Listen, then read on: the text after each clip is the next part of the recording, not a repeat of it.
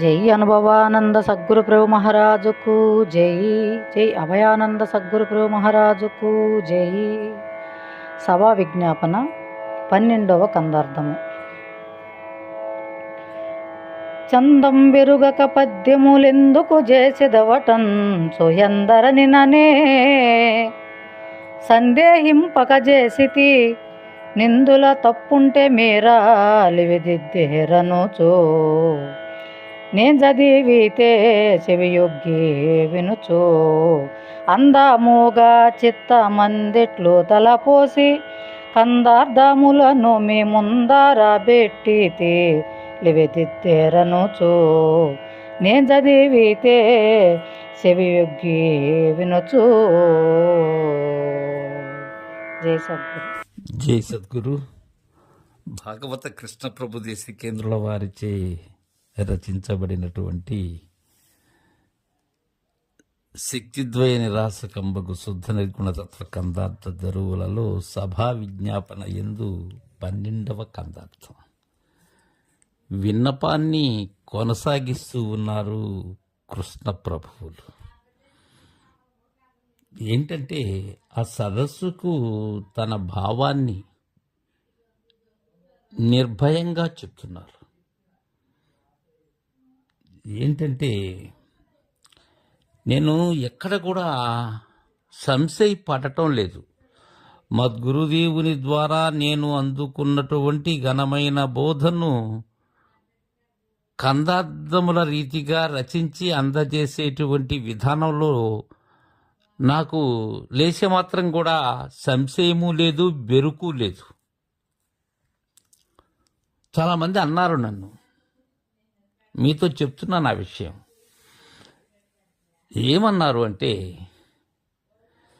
చందం బెరుగక పద్యములెందుకు చేసెదవటంచు ఎందరనినా నే సందేహింపక చేసితి నిందుల తప్పుంటే మీరా లివిదిద్దేరనుచు నే చదివితే చెవియొగ్గి వినుచు. అయ్యలారా, మీరు వినే లక్షణము ఉన్నటువంటి మహనీయులు. అందులో ఏదో వింటున్నాము అంటే వినేటటువంటి వారులు కాదు. మీరు నిక్కరించుకున్నటువంటి చెవులతో వినేటువంటి వారిని. అంటే ఏదైనా ఒక శబ్దం వచ్చినప్పుడు చెవులు నిక్కబడుచుకుంటాయి. ఎందుకని? దానిని సంపూర్ణముగా గ్రహించాలి అనేటువంటి భావనలో వినేటువంటి లక్షణం ఉన్నది మీలో. అలా వింటారు అనేటువంటి భావన నాకున్నది. అలా విన్నటువంటి వారైతేనే వీటిని దిద్దగలరు. వినకుండా ఏదో అక్కడక్కడ 2 మాటలు విని ఒక నిర్ణయానికి రావటం ఎందునా కూడా మంచిది కాదది. ఎదుటివారు చెప్పినటువంటిది పూర్తిగా వినాలి. విని దానిలో ఉన్న నిజము లేక అనిజము, అసత్యమైనటువంటిది అది నాకై నేను అంటే వినేటువంటి వారిని తులనాత్మకంగా విశ్లేషణ చేసుకుని అప్పుడు దిద్దాలి. ఇది తప్పు అని అది చెప్పేవారికి తెలియచేయబడాలి. అలా కాకుండా వినకుండానే మనం దానిని గురించి ఒక అభిప్రాయానికి రావటం సరికాదు. అయలారా, కొందరు అన్నారు నన్ను.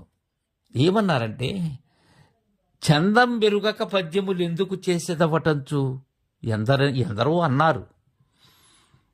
కానీ చెప్పవలసిన బాధ్యత కాబట్టి చెప్తున్నాను.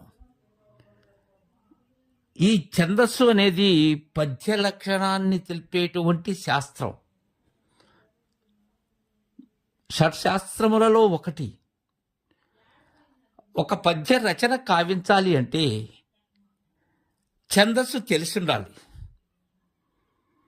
అందున ఈ ఛందస్సు కూడా సప్త ఛందస్సులు చెప్తారు మనకు పెద్దలైనటువంటి వారు.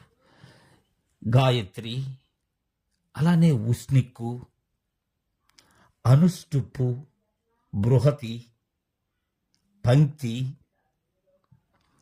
త్రిష్టుప్పు, జగతి అని సప్త ఛందస్సులు ఉన్నాయి వీటిల్లో. అలానే అవి కాకుండా షడ్వింశతి ఛందస్సులు ఉన్నాయి, పెద్దలైనటువంటి మీ అందరికీ తెలుసు. అయితే నేను రచించిన దానిలో కొందరు అన్నారు, ఎందుకు చేశావు ఛందస్సు తెలియకుండా పద్యాల్ని ఎందుకు రచిస్తున్నావు అని అన్నా. కానీ నేను భీతి నొందలేదు, సంశయపడలేదయ్యా. కారణం మద్గురుదేవుని కరుణ. సందేహింపక చేసి ఎందుకని